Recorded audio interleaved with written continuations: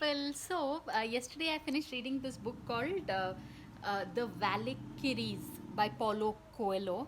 Basically, it's all about Paulo Coelho's visit through traveling through the Mojave Desert in Los Angeles, which in Spanish means the angels.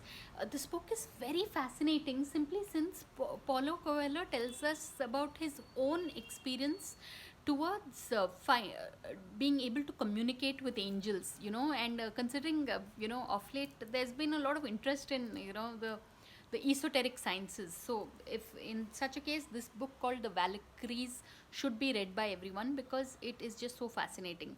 And also it's you get an insight into Paulo Coelho's life with his wife, whose name is Chris. And basically the Valkyries are supposed to be this whole set of, this bunch of biker women who roam the Mojave Desert.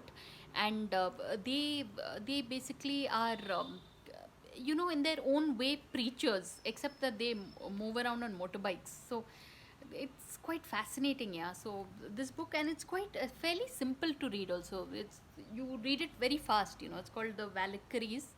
And it's one of Paulo Coelho's must read books. So on that note, thanks for watching, and please subscribe.